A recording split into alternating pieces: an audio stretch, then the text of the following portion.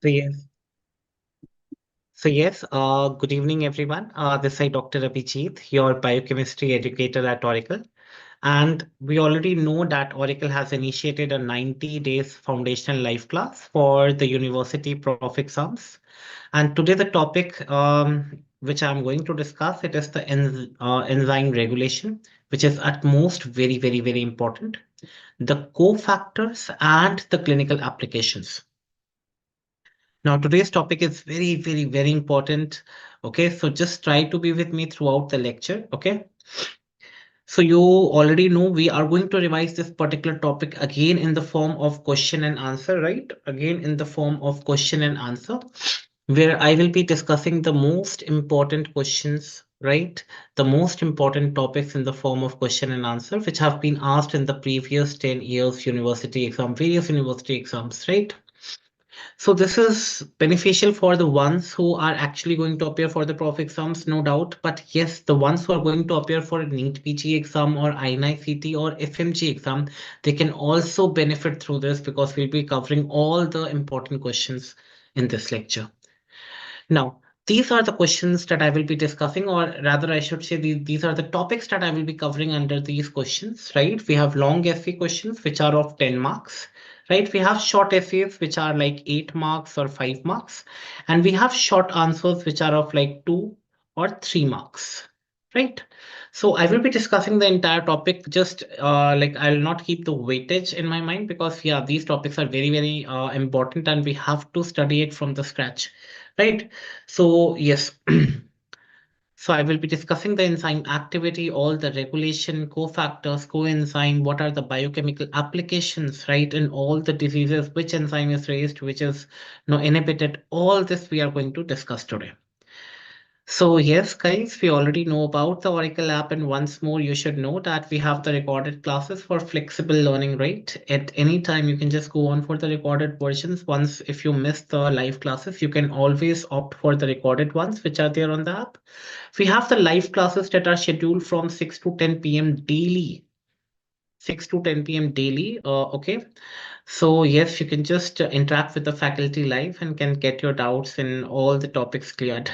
We have the recorded version of the practical sessions as well. So yes, the more you see, the more you learn, right? So that's the practical sessions, which you can always go on for the recorded ones, which are available on the app. Apart from that, if 1 month before you will ask me what to do, what all important topics are there, what should be revised just before the exam, guys, we have created this exam module which covers all the entire syllabus under 20 hours. And that is very important, guys. So you cannot read the book, and at that time, no, you don't have time to go through each and every like line of the book. And just this something which is like very beneficial over here, it is this 20 hours of rapid revision, where all important questions are covered in very crisp, concise, and conceptual manner. And the most important one, that is the hard copy book set. All the notes are being curated in the form of Q&A, and that is something, guys, like very like you can order from your home just sitting at your doorstep, right? So we have the foundational classes, the recorded classes for the flexible learning. We have the live classes, guys, right? Which we are conducting on a daily basis. We have the express exam module, which covers everything under 20 hours. We have the one-to-one doubt clearing session. Always, if you have any doubt in any subject, you can just book an appointment prior. Like you can talk with the Oracle team and you can schedule an appointment with the faculty where you can get all your doubts cleared. We have the hard copy set. We have already like told you, we have curated this, or this has been curated by the expert team, where keeping in mind all the important questions even after every like topic. We have fun zones, we have MCQs, we have puzzles, we have short answers, like everything is there. Then we have the question bank, which covers all the questions from basic to advanced level, which covers all the question from basic to advanced level. And these questions are like from the previous year topics also, which have been asked in the past 10 years in various national exams, right? NEET, PG, FMG, or NICET. And we have created new potent questions, keeping in view like the current trend, that is the clinical vignettes and everything. They're being curated by the expert team. So we have all sort of questions like which are very, very important. The practical sessions, we have already talked about this. Yeah, you can just go on for this before your practical exams.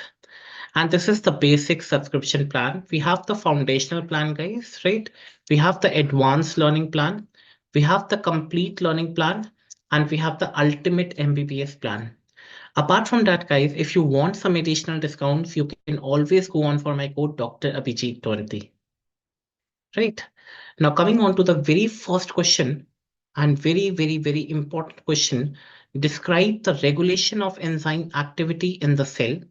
Discuss the roles of allosteric regulation, covalent modification, and feedback inhibition in various metabolic pathways. Right.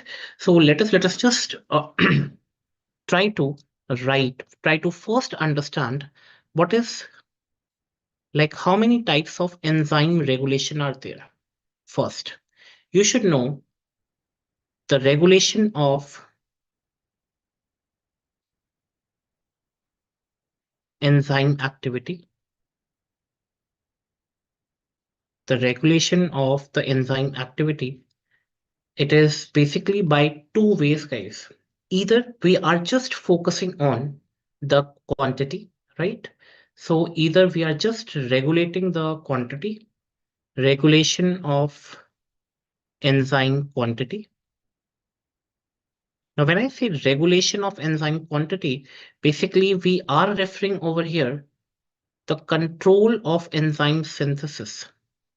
Whenever I'm just talking about the term quantity over here, I am actually referring to the control of enzyme synthesis.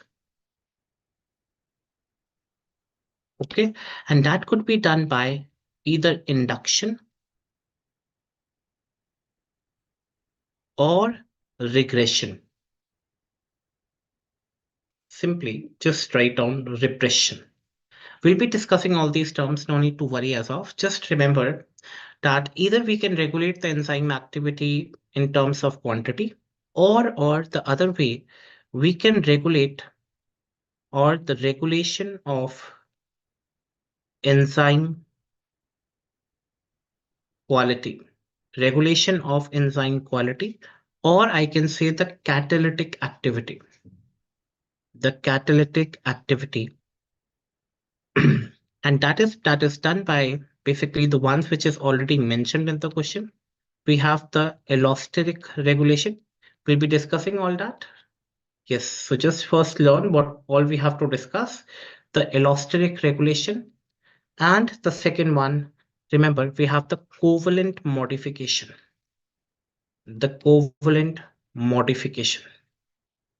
Covalent modification. So yes, that's the question over here. We have to discuss allosteric, covalent, and also the feedback inhibition. Also the feedback inhibition. So remember guys over here. Let us just start with our allosteric regulation first. Allosteric regulation. Now, in the notes, let us first try to understand in our own no. Okay, so what is enzyme regulation, guys? It is the process by which cells can turn on, turn off, or modulate the activities, which are the activities of various metabolic pathways, right? Obviously, induction and repression, we have already discussed the induction and repression. Okay, so it is done at the gene level. It is done at the gene level, right? So obviously, when I say induction, it means that it induces the enzyme activity or it increases the enzyme activity. And when I say repression or regression, so it ultimately means it decreases the enzyme activity. It decreases the enzyme activity. So remember, if we talk about insulin, insulin is a hormone. So basically, I'm talking about the regulation at the genetic level now. Insulin, yeah, made up of amino acids, right? Amino acids are the basically the proteins made up from, okay, so yeah, So insulin induces the glycolytic enzymes and represses gluconeogenic enzyme. Now, when I say glycolytic, guys, you already know it. The enzymes which help in glycolysis. Glycolysis means breakdown of sugar. Okay, glycolysis, glycics. Okay, breakdown of sugars basically to release energy. That is the ATP. Okay. And gluconeogenic. Gluconeogenic basically means to synthesize new glucose. To synthesize new glucose. Obviously, insulin, if it is activating one enzyme, okay, it is activating glycolytic enzymes so that glycolysis can take place and ultimately ATP can be generated. At the same time, the insulin will try to inhibit the gluconeogenic enzymes. Obviously, the new synthesis of glucose, okay, whatever we have consumed, it is the disaccharides that we consume through our diet.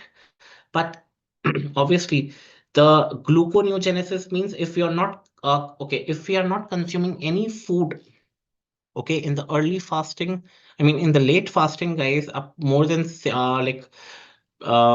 okay, let it be more than 24 hours, guys. So that time the body will synthesize its own glucose.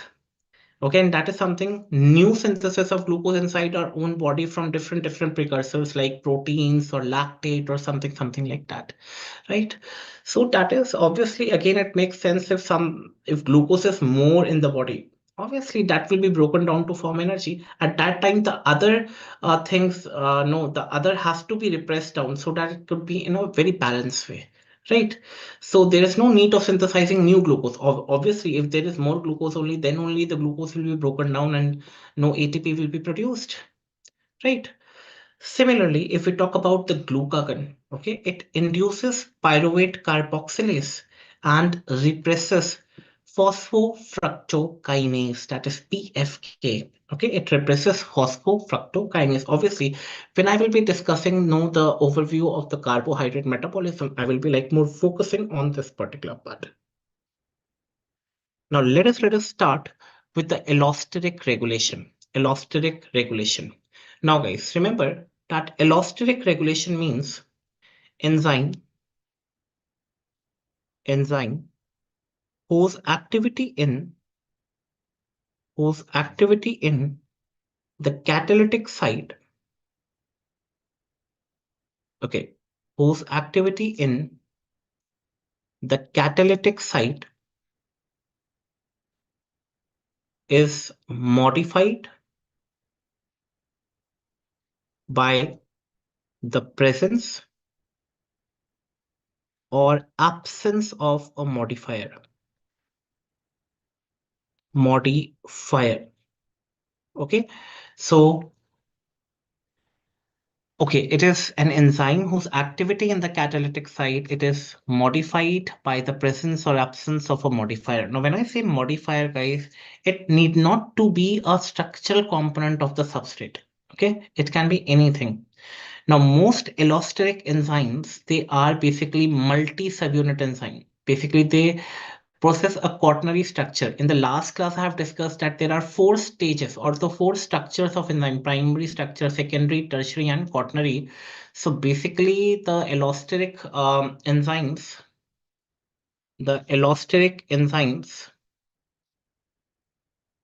remember first, the allosteric enzymes,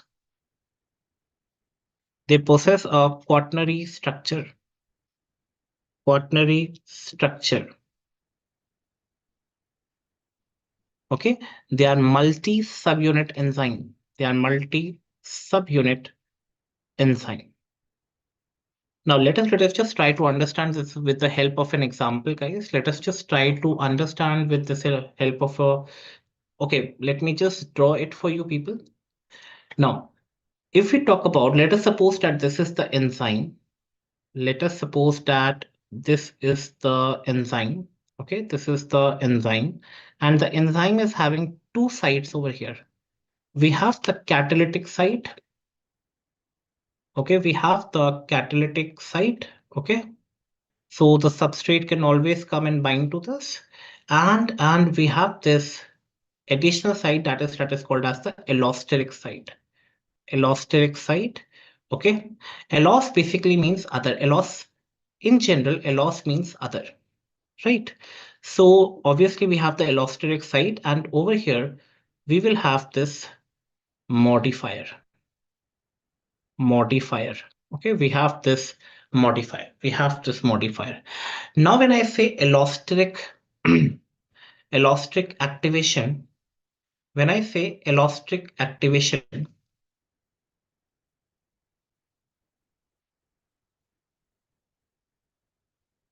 allosteric activation, what will happen, guys? This modifier, okay, this modifier actually will act as an activator. This modifier will actually act as an activator. Okay, so this modifier will actually act as an activator and will come and bind to this particular allosteric site. And obviously, the substrate will also come and bind to this catalytic site. So that is the allosteric activation. Now, when I say allosteric inhibition, guys, okay, the allosteric inhibition, what will happen, guys, over here? Allosteric inhibition. Remember that obviously. Now, this modifier will now act as the inhibitor. Okay, inhibitor. Now, if it binds to this particular enzyme, right, it will not allow this substrate to bind to the catalytic site. It will not allow the substrate to bind to this catalytic site. So the allosteric regulation, it is basically done by either the activation part or either by the inhibition part. So the enzyme activity is regulated based on the allosteric site. Allos means the other site rather than the substrate which binds to the catalytic site. It is the allosteric site which is regulating the enzyme activity. Okay, one, if it is acting as an activator, it will allow the substrate to bind to it. If it is acting as an inhibitor, it will never allow the substrate to bind to the catalytic site. That is how it is like regulated, right? So remember, guys, this results in a no process called as cooperative binding. Okay, binding of one substrate basically favors binding of other substrate to the same enzyme.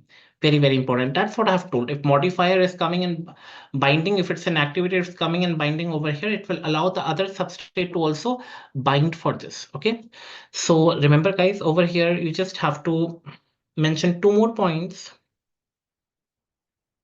Yes, two more points that yes, this results in a process called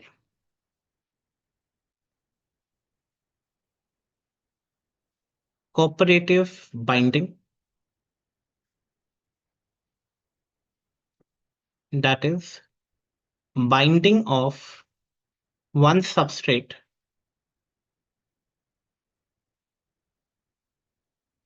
favors binding of another substrate to the same enzyme. To the same enzyme. Now, this is the reason for the sigmoidal shape. If we just try to draw the graph also, they have not mentioned the graph over here. Guys, just no, again, guys, this is something that you guys already know from the last one, that the multi-subunit enzymes or the multi-unit enzymes, guys, they always show positive or the negative cooperativity, right?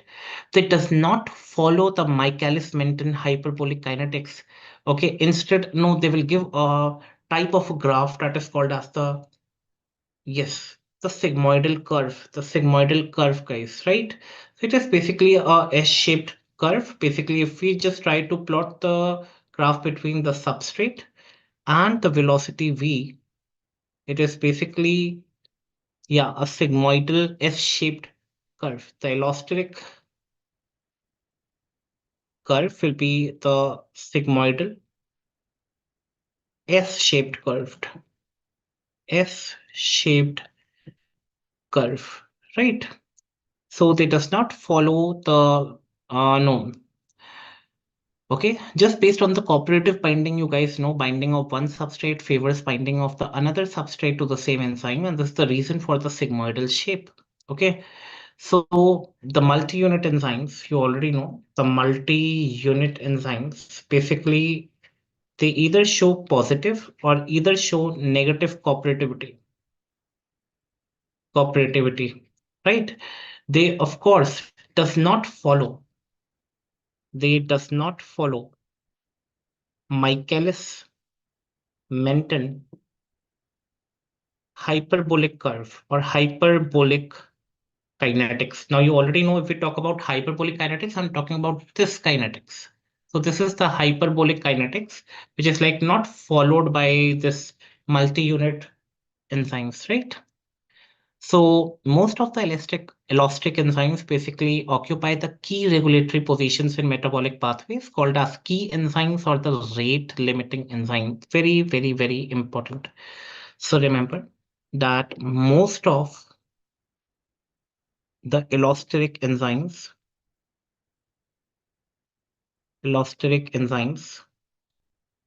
occupy key regulatory positions in metabolic pathways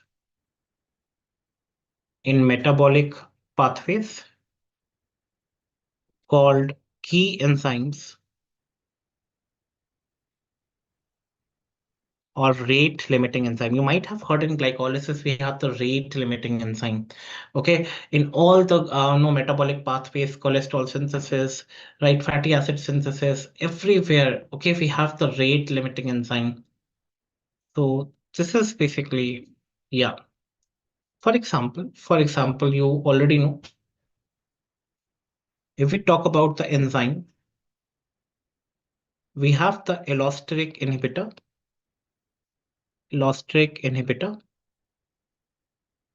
and for that we also have the allosteric activator.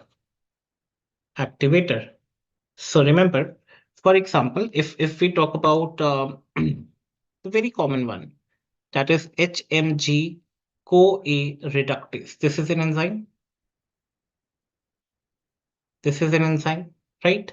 So what will be the inhibitor, guys, over here? That is the cholesterol.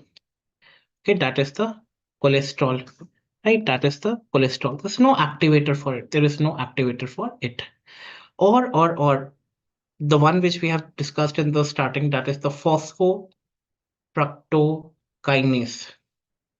Okay, phosphofructokinase. When I will be discussing the regulation of glycolysis, I will be discussing about these enzymes, which one favors, which one inhibits. So that is the enzyme regulation that we also have to remember. If we talk about phosphofructokinase, the inhibitors are ATP and also the citrate. Okay, also the citrate, right? Even the allosteric activators are nothing but AMP. Okay, then yes, we also have fructose 2,6 bisphosphate. That is again an activator for this particular enzyme, right? So that is something you have to remember, right? Even one more example, if you have to remember, we have acetyl coenzyme A carboxylase. These all enzymes we'll be discussing in all the pathways, guys. No need to worry, you just have to mention it right now. When the right time will come, when we'll be discussing the entire pathways, at that time I will be like more no giving light on these particular enzymes, right? So we have the allosteric inhibitors as acyl coenzyme A and activator as citrate, right? So that is about the one that we all have to remember. Yes, that is the allosteric inhibitor. So yes, of course, over here, just remember, guys, one more thing, right? So if there is a shift towards the right, now if there is shift towards the right, then it is the allosteric inhibitor. Basically, the shift towards right, shift towards right. Now, what will happen, guys, over here? Remember the Km will be increased. The Km will be increased. So remember, whenever we talk about the inhibitor, guys, the Km is always increased. The Km is always increased. Okay. Now, if we talk about no, the shift towards the left, if we talk about the shift towards the left, okay, shift towards left, and it is the allosteric activator, allosteric activator. And remember, guys, over here, the Km is, yes, the Km is decreased. Okay, the Km is decreased, right? So just remember 2 points over here. If there is an inhibitor, the Km is increased, and if there is an activator, the Km is decreased. The Km is decreased, right? The Michaelis-Menten constant we have already like discussed also. Yeah. So they changed the KM, but not the Vmax. That is what exactly has written in the notes, right? So you can very well observe over here that the KM is changed, but yes, the velocity, okay, the velocity will remain the same. The velocity will remain the same for both the points, right? Velocity will remain the same, right? Now coming on to the next one, that is, yes, so change Vmax, but not, okay. Again, we have class 5 class elastic enzymes. Okay, so that is you guys have to remember from this point as well. Okay, that's a different class where no they changed the Vmax but not the Km. Right, but over here we have one class where they are changing the Km and not the Vmax. That is the K class. Right. Coming on to the next one, that is the covalent modification. Covalent modification is basically divided into irreversible and reversible. Now, when I say covalent modification, I am actually referring to two types over here. Two types over here. We have the irreversible one and we have the reversible one. Irreversible means partial proteolysis, okay? Or I can say zymogen activation, zymogen activation. And reversible basically means there is addition or removal of a particular group. Addition or removal of a particular group. Now, let us just try to like focus on the first one. That is the okay. Now let us first discuss about the reversible covalent modification. Now, guys, remember it is the most common. Okay, reversible covalent modification. The most common reversible covalent modification. It is phosphorylation and dephosphorylation. Dephosphorylation. When you are removing the phosphate, it is dephosphorylation, addition of phosphate, phosphorylation. Apart from that, we also have acetylation. Acetylation. We also have, okay, ribosylation, right? Ribosylation, somylation, right? So, guys, over here, you already know. If we just take the common example, that is, if we talk about the hormonal regulation over here, the hormonal regulation. Now, in the hormonal regulation, guys, let us like take two examples, insulin and glucagon. Now, insulin, basically what they generally do, they generally dephosphorylate, dephosphorylate, they remove the phosphate, right? So of the rate limiting enzyme, RLE stands for the rate limiting enzyme. So yes, obviously there is if there is decrease in insulin, okay, what will happen? There will be dephosphorylated state. Dephosphorylated state. Okay, the insulin basically, yeah. Coming on to the glucagon, guys, you already know glucagon. Okay, phosphorylate. Now, okay, now glucagon basically, guys, it is activated in the phosphorylated state. It is activated in the phosphorylated state. Okay, so that is what they have written. Glycogen phosphorylase, phosphorylated from the active dephosphorylated form. That is the inactive one. And the glycogen synthase, it is phosphorylated from the inactive dephosphorylated form. Okay, so that is about the, yes. So that is the reversible covalent modification, right? Reversible covalent modification, and irreversible, they are either proenzymes or zymogens. We have already talked. Some enzymes are synthesized. For example, they are converted to active form by irreversible breakage of specific covalent bond. For example, proteases in the gastrointestinal tract, they convert the trypsinogen, yes, to trypsin, right? Coming on to the feedback regulation, we have the feedback allosteric inhibition. I've already explained you this. End product inhibits the key enzyme in a pathway, right? For example, if the pathway is from A to B, we have enzyme E1. From B to C, we have enzyme E2. And from C to D, we have enzyme E3. So the end product, that is the D, will inhibit the first enzyme, that is E1. So that is what is called as end product inhibition, end product inhibition, end product inhibition. End product will basically inhibit gene that is, no, that transcribe and translate even. Okay, that, okay, it inhibits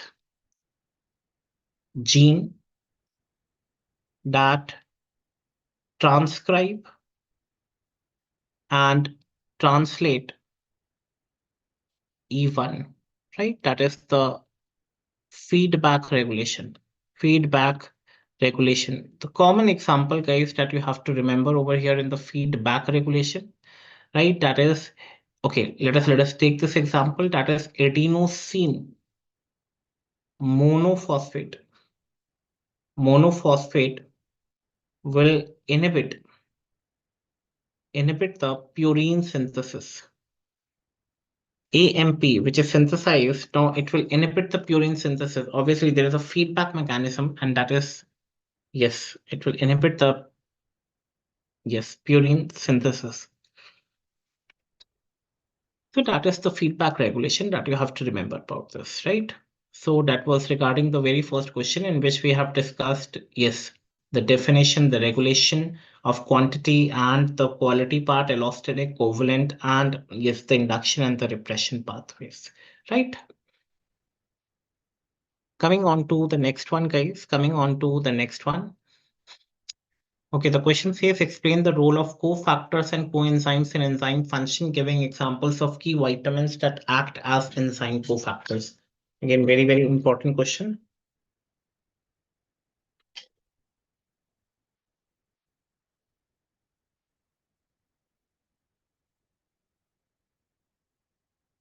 Now, let us just try to understand it from basics, guys. Let us just try to understand it from basics. We already know if we have the enzyme, the enzyme has is classified as simple enzyme or it is classified as complex enzyme or complex enzyme. Now, simple enzyme basically contains only protein. It contains only protein. The complex enzyme contains protein part and also the non-protein part. Also the non-protein part.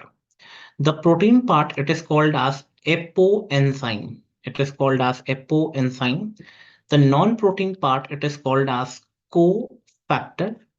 It is also called as prosthetic group, or either it can be a coenzyme. Coenzyme.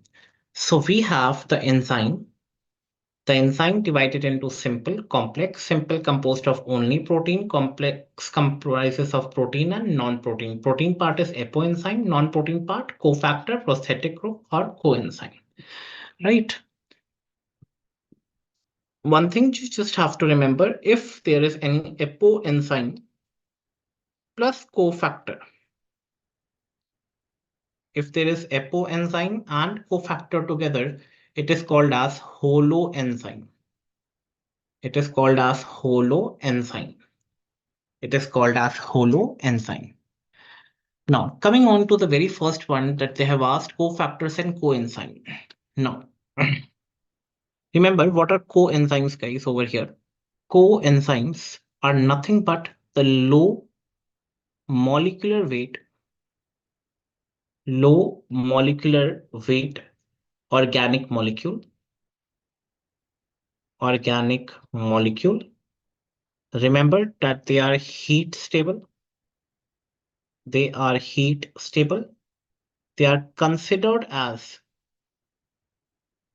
secondary substrates, or they are also called as co-substrates. Okay, for example, they have given vitamins. So over here, the example, it is the B complex vitamins.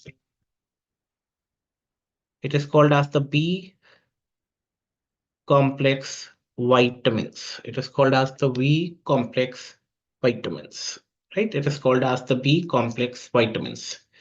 Just a minute, I'll take one call.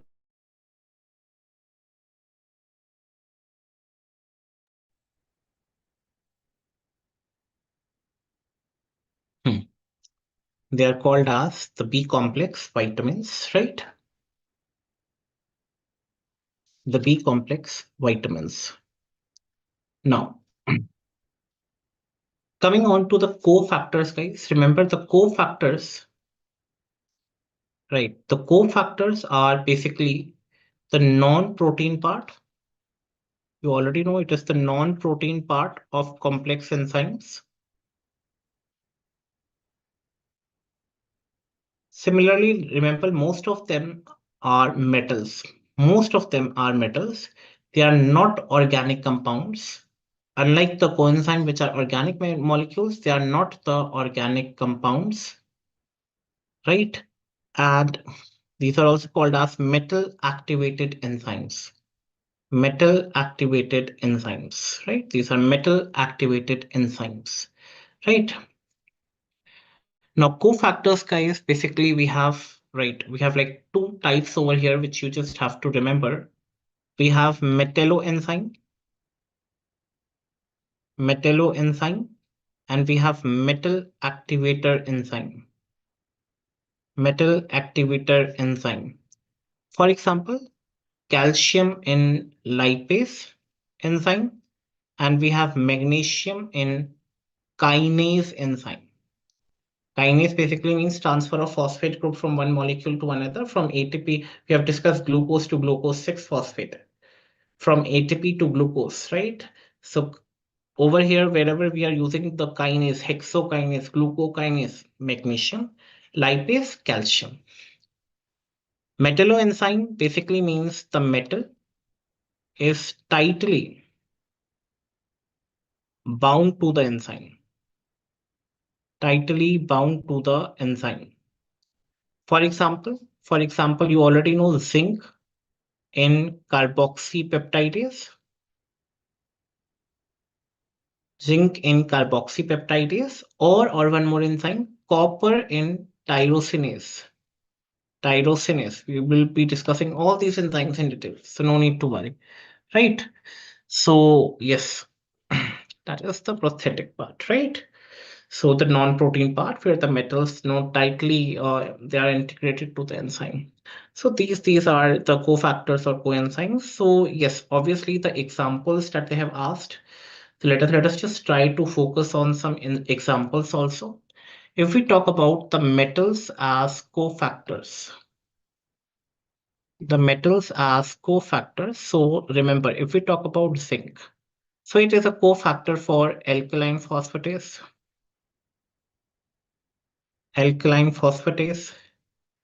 carbonic anhydrase, carbonic anhydrase, carboxypeptidase, carboxypeptidase, alcohol dehydrogenase, alcohol dehydrogenase. Okay, we have multiple lactate dehydrogenase, right? We also have adenosine deaminase. Okay, we also have cytosolic superoxide dimutase, superoxide dimutase. So basically, zinc is acting a cofactor in all these enzymes. Now, if we talk about magnesium 2 plus, the magnesium guys, it is acting in phosphotransferase, enolase, mutase, phosphohydrolase. Okay, so this is about magnesium. If we talk about iron, iron has two parts, the heme and the non-heme. Okay, so the heme basically it forms hemoglobin, myoglobin, right? Cytochromes, cytochromes, tryptophan pyrrolase, or nitric oxide synthase, catalase, peroxidase, right? So these are the heme that is concerned with the iron. Non-heme, basically, these are succinate dehydrogenase, NADH dehydrogenase, and cytochrome oxidase, oxidase, cytochrome oxidase. We have multiple examples also. We have molybdenum, that is MO, right? It is used in xanthine oxidase, sulfate oxidase, aldehyde oxidase, right? Even the potassium, guys, it is used in pyruvate kinase, right? Or yes, it is also used in sodium potassium ATPase. We have nickel also, guys. Nickel basically used in urease, calcium used in lipase or lecithinase. If we talk about coenzymes, we have kinases, GTP, ATP, dehydrogenase, NAD, FAD, right? Reductive biosynthesis, NADPH, transketolase, thymine pyrophosphate, okay, transaminase, PLP, okay, paradoxal phosphate, right? So that is regarding the, yes, all this that we have discussed, right? Coming on to the next one, that is during the method of enzyme regulation, phosphorylation and dephosphorylation, providing examples for each. Okay. Now, these process phosphorylation basically typically occurs in the hydroxyl groups of serine, okay, threonine, or tyrosine residues. Tyrosine residues. If we are talking about phosphorylation,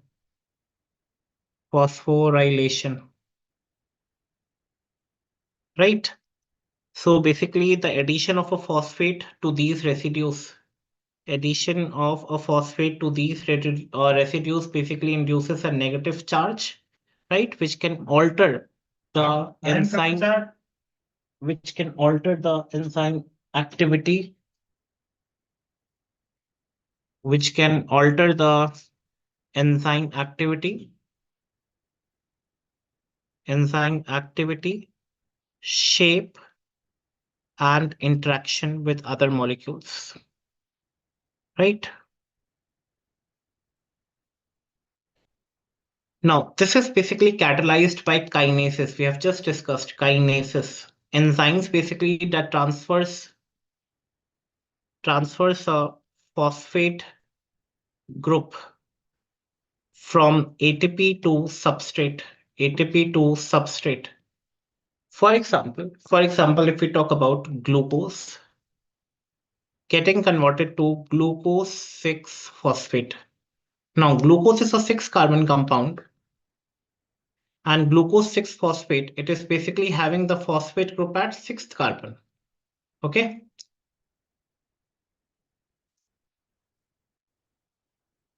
Right.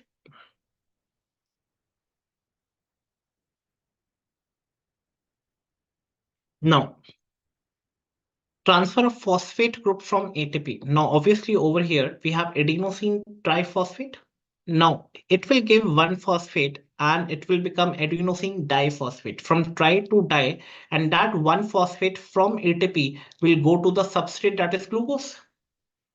Right over here, this is the enzyme that we are using that is called as hexokinase. Hexo means 6 because glucose is a 6 carbon compound. Right, hexokinase, right? Transfer of a phosphate group to this. So the mechanism, guys, it's a conformational change, okay, that either activates or inhibits the enzyme activity, right? So we have, yes, we have already discussed this examples. We have glycogen phosphorylase, right? Which breaks down the glycogen. Okay, we have glycogen phosphorylase, which breaks down glycogen, right? Which is regulated by phosphorylation. Okay. So yes, you already know when glycogen phosphorylase kinase basically is no, these glycogen phosphorylase kinase is activated by proteins kinase A, okay, or protein kinase A, so leading to increased glycogen breakdown during flight or fight response, right? So yes, that is you have to remember. Apart from that, if we talk about dephosphorylation,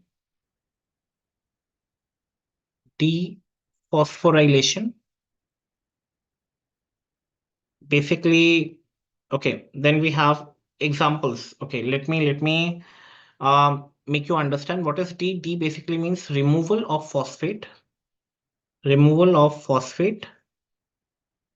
groups from enzymes or other proteins, from enzymes or other proteins, from enzymes or other proteins. So basically, this is characterized by an enzyme called as phosphatases. Wherever phosphatases is used, remember, it is the removal of the phosphate molecule. It is the removal of the phosphate molecule. So basically, if we talk about, we have a very good example, protein phosphatase 1. Phosphatase 1. Basically, it just dephosphorylases and inactivates glycogen phosphorylase. Okay. And it activates CDK1. Okay. Basically a cycle independent kinase. Right. So yes, that is regarding the phosphorylation and dephosphorylation. More example, the CDK1 you can just remember for insulin signaling, right? So that is like more examples you can just go on from the book as well.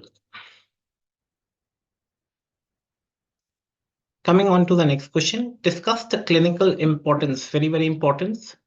Discuss the clinical importance of enzyme assays in diagnosing diseases, focusing on enzymes ALT, AST and LDH. ALT, AST and LDH. Now, first let me talk about lactate dehydrogenase.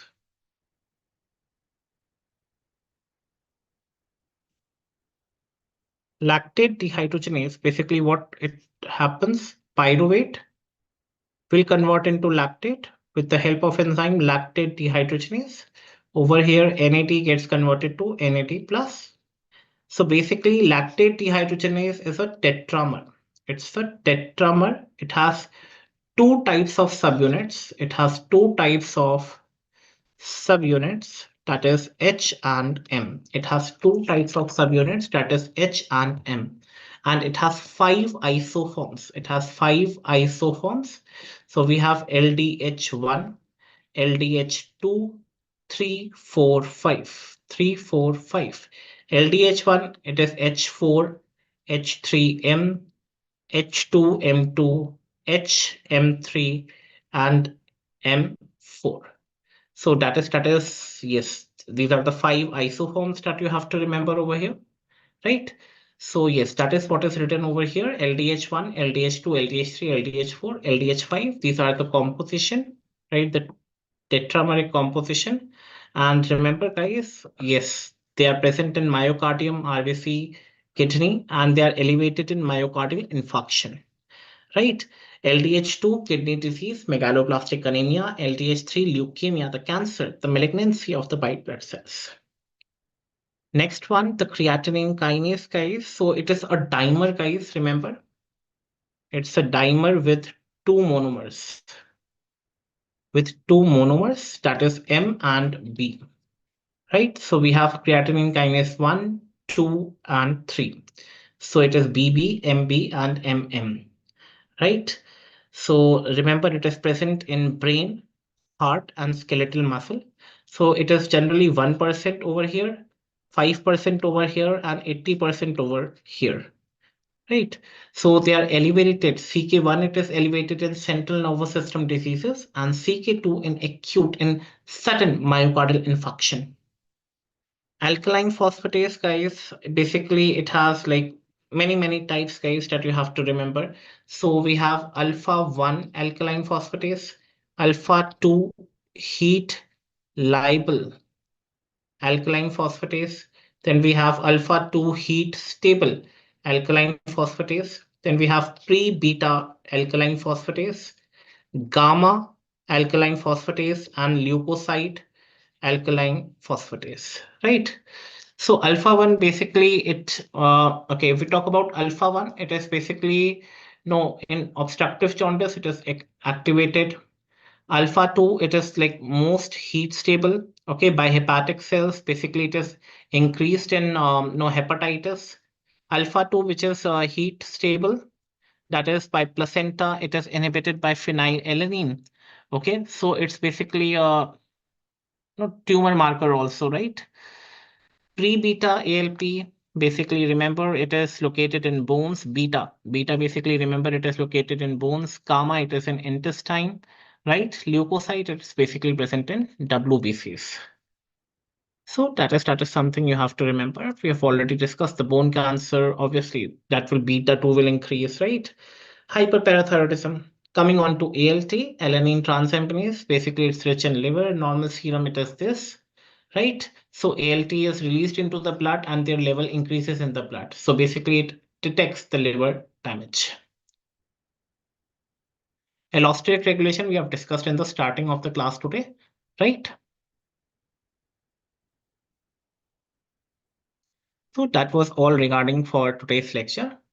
Right. Okay. The liver and heart diseases, the biomarkers, guys, you already know. Okay. Now, because we have already discussed the heart one. So if we talk about the cardiac biomarkers, we have just spoken with this, the cardiac biomarkers. Remember, we have creatine kinase. Remember the CKMB, it is the first enzyme to rise. First enzyme to rise.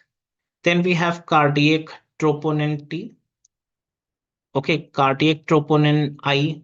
Okay, then we have brain natriuretic peptide. We also have myoglobin. It is the first biomarker to rise. It is the first biomarker to rise. If there is any injury to heart, it's the first biomarker to rise. Right? Earlier it was LDH also, but now no longer like it is required. Right? No longer it is required. So yes. So that is you just have to remember the creatinine phosphokinase 6 to 18 hours after an myocardial infarction. It reaches a peak value within 24 to 30 hours. Then we have aspartate transaminase, which reaches its peak within 48 hours of myocardial infarction.